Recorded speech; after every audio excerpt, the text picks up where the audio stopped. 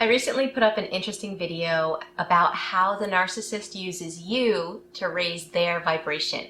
If you haven't seen that video, make sure you check it out because you're definitely going to understand this video a lot more.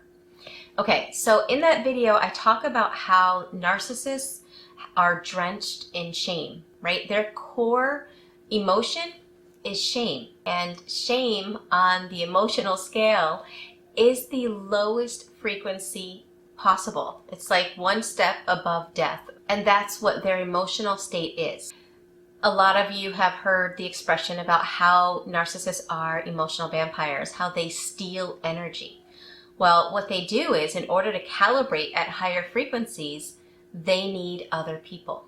When I was talking about this, when I first made that video, I remember somebody asked me, how is it that narcissists calibrate at the lowest emotional frequency of shame, and they're able to attract these higher vibrational individuals if like attracts like?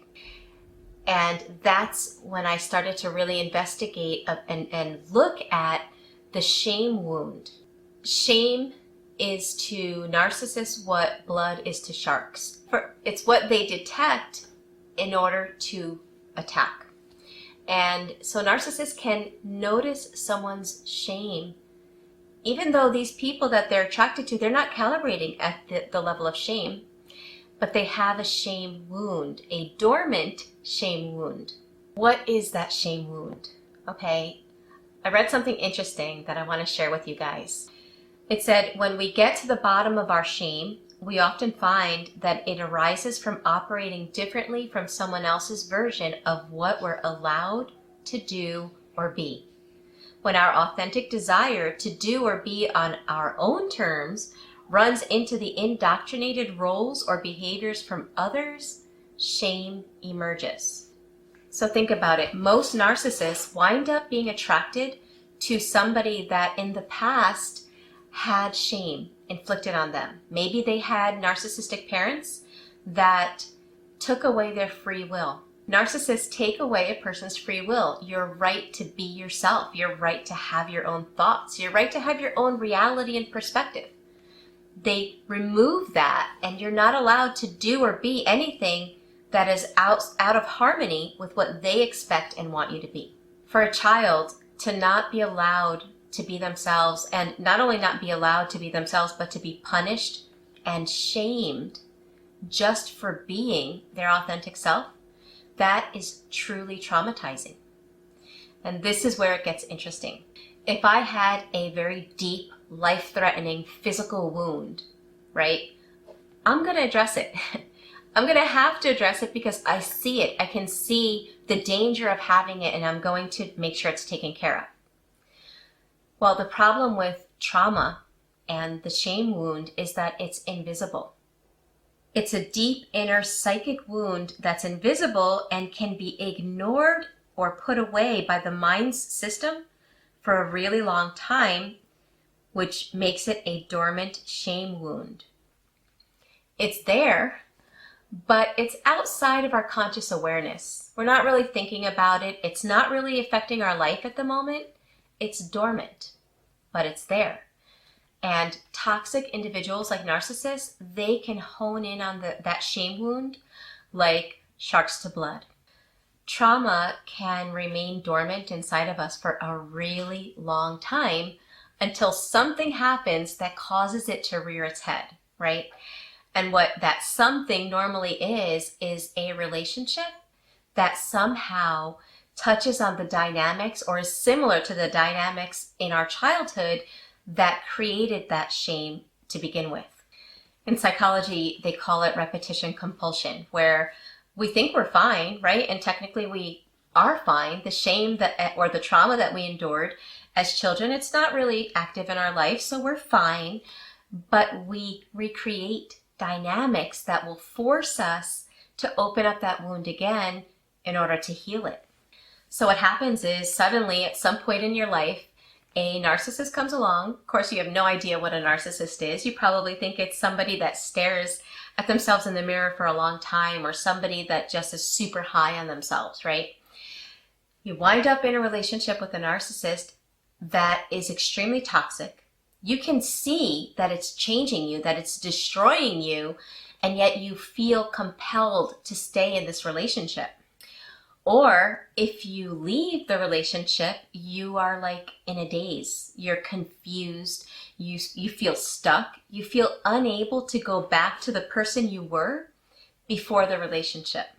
When this happens and you're out of the relationship with the person, but you're still feeling all of these intense emotions, this confusion, this desire to heal whatever happened in the relationship and make it okay, sometimes we confuse that with love. We think that, I must love this person because look, I can't move on. I can't let go. I need to somehow, or for some reason, I need to make this relationship work. And we think it's love when what really happened, the reason you're so different, and the reason this relationship is bringing up things in you that no other relationship has brought up, is because for some reason that relationship has now opened up the dormant trauma or the dormant shame wound that was inside of you. Here's the danger.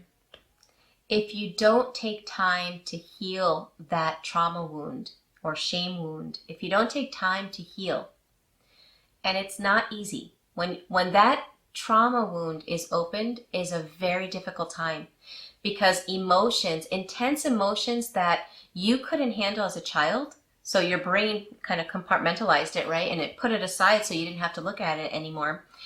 Those intense emotions come up, and it's not an easy time.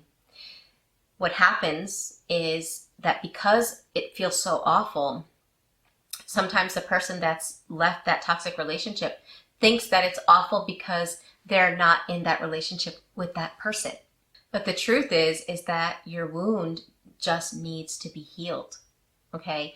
And if you don't take the time to heal that, but rather you go back to that toxic relationship, or maybe you don't go back to that toxic relationship, if you don't take time to heal, you run the risk of that repetition compulsion and finding someone else that winds up recreating those same dynamics again.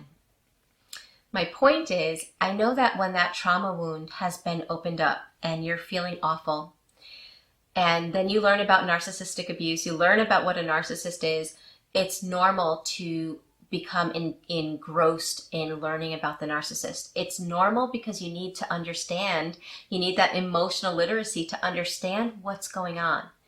Without that emotional literacy, I kind of feel like it's impossible to really heal from narcissistic abuse without that emotional literacy. But the healing shouldn't stop there. While learning about the narcissist is going to validate your reality, it's going to help you to understand the craziness of what you just endured. It's not going to heal your trauma wound. So make sure that you take time to invest in you, in healing yourself. If you're new to my channel is dedicated to providing information not only about narcissists and narcissistic abuse, but more importantly about healing and breaking through the subconscious programming that comes with this kind of psychological abuse. So if you're new to my channel, make sure that you subscribe and hit the bell icon so that you're notified of my upcoming videos. Also, I offer face-to-face coaching, which is always available in the description box below. You'll find a link to my website where I offer that one-on-one assistance, face-to-face coaching. I also offer video coaching, and I'm coming up with a live video group coaching that's going to be coming up by the end of March. So if you're interested in any of those services, make sure you check out the link to my website.